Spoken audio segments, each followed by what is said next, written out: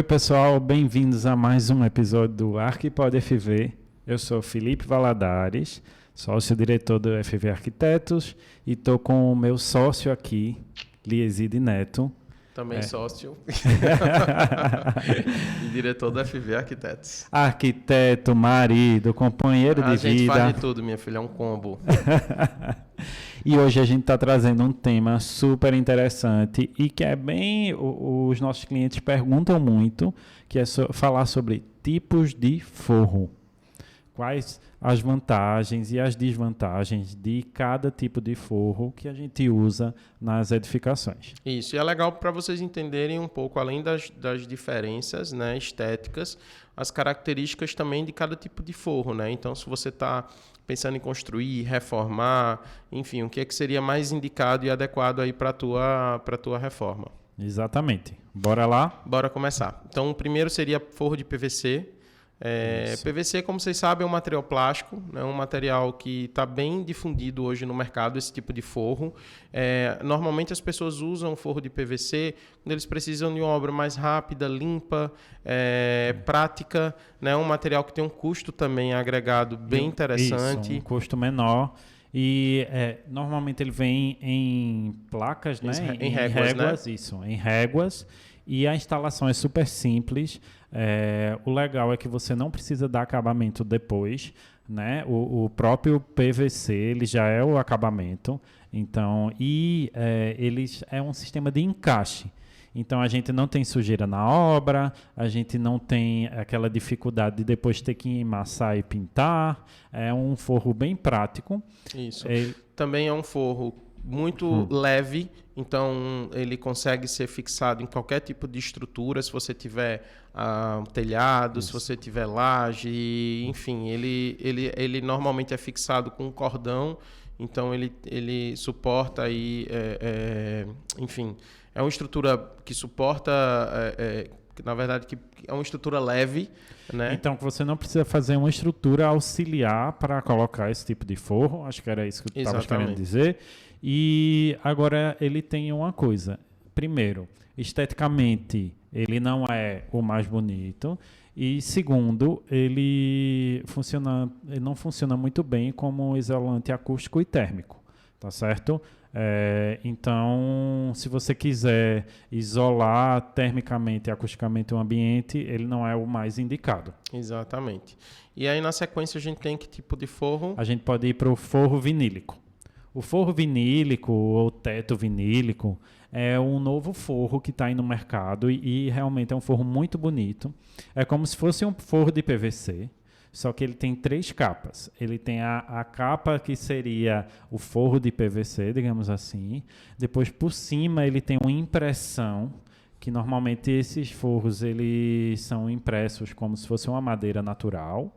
E por cima ele tem uma proteção da impressão, para aquela impressão durar muito. Isso. Digamos que ele é uma evolução do forro de PVC, né? Com um pouco mais de personalização do que o PVC convencional. Então, ele se assemelha muito, por exemplo, a algumas impressões à madeira. Então, você consegue criar um efeito muito próximo do que seria uma madeira, um forro de madeira, por exemplo, nesse forro de PVC. As características dele são muito semelhantes. Então, eles vêm também em régua. É uma estrutura leve, então pode ser fixado de qualquer forma. Assim, ele não exige uma estrutura para que ele seja aplicado, né? A aplicação é rápida, fácil, sem sujeira, igual forro de PVC, e você tem o plus de que é um forro bonito, que esteticamente é muito legal. Isso. Em termos de custo, ele é um produto mais salgado do que o PVC convencional,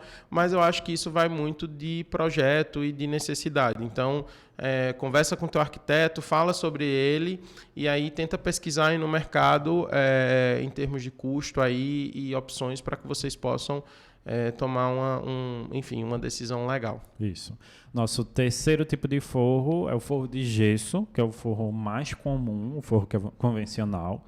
Como é esse forro de gesso? Normalmente ele vem em placas de 60 por 60 e ele se sustenta da laje ou da coberta com uns arames que eles colocam na placa e fixam na coberta. Ele ele gera muita sujeira, é bem complicada a instalação, porque você tem que colocar todas as plaquinhas, e depois você tem que as juntas, você tem que passar gesso nas juntas para que ele fique de uma forma lisa. É importante você fazer junta de dilatação, porque as placas se movem e se você não deixar o lugar para elas se moverem, vai rachar o teto todo. Só para vocês entenderem, a junta de dilatação, na verdade, é um pequeno detalhe em L que a gente faz nas extremidades do ambiente. Então, onde tiver o encontro da placa e da parede, a gente põe esse Lzinho, que aí a gente chama de junta de dilatação, que é justamente para fazer com que quando esse gesso ele se acomode, não tenha uma rachadura direta aí no teto do ambiente. A ideia é dar o espaço para ele rachar de uma forma que você não veja. Então, a junta de dilatação, ele vai rachar na junta, mas como está no cantinho da parede, você não vai ver. Exatamente. O gesso, gente, em termos de custo-benefício e utilização, de fato, hoje é o material mais difundido no mercado. Então, todo mundo aí com certeza já viu uma placa de gesso, já viu um teto sendo aplicado de gesso. Ainda é um material que a gente, que os nossos clientes acabam usando muito, porque ele tem hoje um custo muito legal, né, por ser um produto muito difundido. O efeito visual é legal, né? Você tem um teto liso, plano e de uma cor única, então fica bonito também.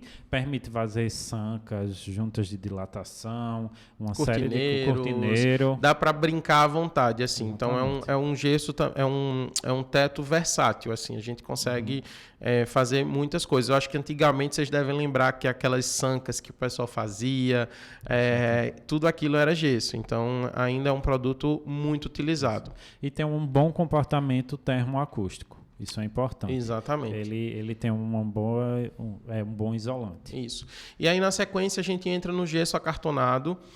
O gesso acartonado, eu diria que seria uma evolução do gesso convencional, né? O acartonado é porque ele é uma placa de gesso feita também com papel cartão, então é como se ele juntasse esses dois materiais. A gente tem uma possibilidade melhor em termos de chapas, então a gente tem chapa aí que pode ir até 1,20 por 2,40 e ele tem alguns atrativos que acabam na obra funcionando melhor do que o gesso convencional. Isso. Eu acho que você junta as coisas boas do gesso convencional com o vinílico, porque você tem umas chapas grandes que a instalação é fácil, é prática, né? Você tem um aspecto liso e uniforme. Ele normalmente é feito com uma estrutura de alumínio, vem já uma estrutura para gesso acartonado, para o teto, né? O que é que faz? Nas juntas você passa uma fita e depois em massa, que aí é desse aspecto único. Ele não tem esse problema da dilatação, porque as placas são maiores, então praticamente você não vai ter esse problema, principalmente por essa fita que passa nas juntas e ela impede esse movimento grande.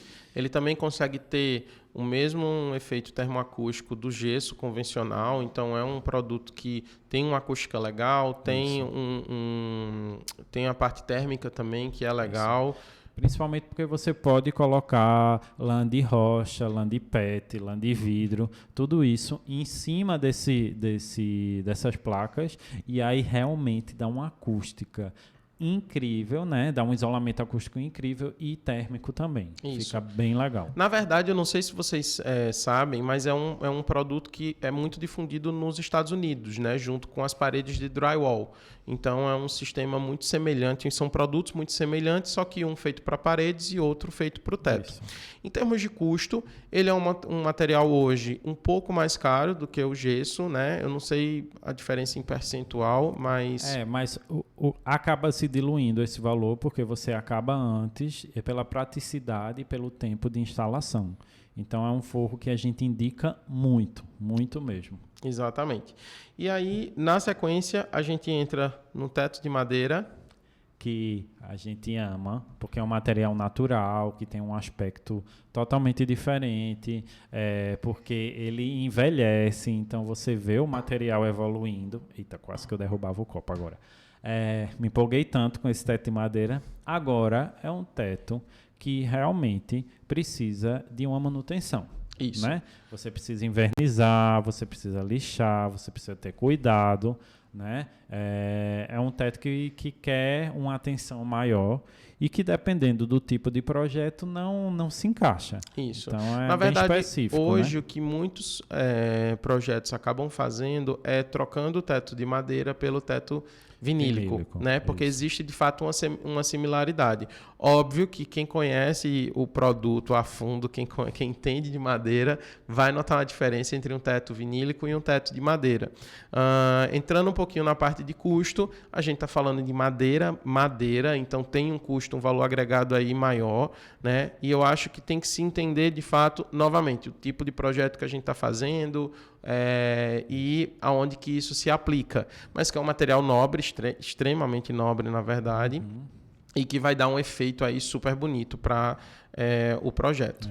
A gente só tem que ter cuidado no comportamento desse teto em relação ao fogo, tá certo? Porque fogo e madeira você já sabe. Condutor de calor aí bem... Isso. Ele na verdade, gera chama. Então, é uma coisa que tem que ter cuidado, que vai depender do projeto mais uma vez. Isso. Tá Em certo? termos de aplicação, é um material também super prático de ser aplicado, rápido. Também funciona com aquele sistema de encaixe, então é tranquilíssimo para que você possa aplicar ele. Enfim, é um forro que a gente ama também. Isso. Normalmente ele vem em réguas igual e, como o Neto disse, o sistema de encaixe faz com que a aplicação seja super rápida. Isso. E por último, a gente tem o forro mineral. Isso. Forro mineral que vem em placas, né? Ele tem um comportamento muito bom em termos acústicos e, dependendo do projeto, ele é muito legal porque essas placas, normalmente, elas estão encaixadas entre uma estrutura. Então, a remoção dessas placas é muito fácil para fazer qualquer manutenção. Então, quando a gente tem uma fábrica ou um escritório, alguma coisa grande, que tem muita instalação elétrica ou de lógica, que você tem a necessidade de vez em quando estar mexendo nessas instalações, ele é ideal para isso. É isso que eu ia falar. Então, em ambientes corporativos, esse tipo de forro ela é extremamente utilizado. É também um sistema muito prático de ser aplicado, rápido também. Ele não gera tanto resíduo na obra. Praticamente não tem desperdício, né? Porque ele é um tipo de forro modular. Né? A gente só tem que ter cuidado quando aplica ele em áreas molhadas, porque realmente gera um mofo maior e a limpeza dele é mais difícil, porque ele é um material poroso, então realmente para limpar fica ruim, mas esteticamente aí vai depender muito do projeto. Isso. Né? É importante a forma de aplicar para que ele fique legal esteticamente. Uma coisa que ele, diferente dos outros, é bem perceptível, é que ele acaba ficando com o teto bem marcado. Então você tem a marcação das placas, porque a divisão de uma placa para outra é feita por uma régua de alumínio, né? Então, se você curte essa marcação no teto, pode ser e obviamente um ambiente corporativo, ambiente residencial, nem pensar. Mas se for um ambiente corporativo, pode ser que se aplique aí, a depender da tua necessidade de rapidez para a obra e tudo mais, ele vai funcionar. E também tem um custo agregado legal, assim, ele é um produto muito difundido no mercado. Então, você vai conseguir aí ter o seu forro sem gastar muito, né? Ele tem um custo-benefício bacana. O que é que a gente normalmente faz? A gente mistura o forro mineral com o gesso acartonado. Então, nas áreas de circulação, onde passam as instalações, a gente bota o mineral, que é onde você vai precisar ter o acesso para fazer essas manutenções, e no resto das áreas a gente usa o gesso acartonado, que a gente tem um efeito mais liso e igual, né? Não tem essa marcação, e não tem nenhuma marcação. Exatamente. E é isso, meu povo. Acho que deu para dar uma explanada aí sobre tipos de forro. Qualquer dúvida que vocês tiverem, marquem a gente, enviem direct, bota aí nos comentários, a gente vai estar respondendo vocês.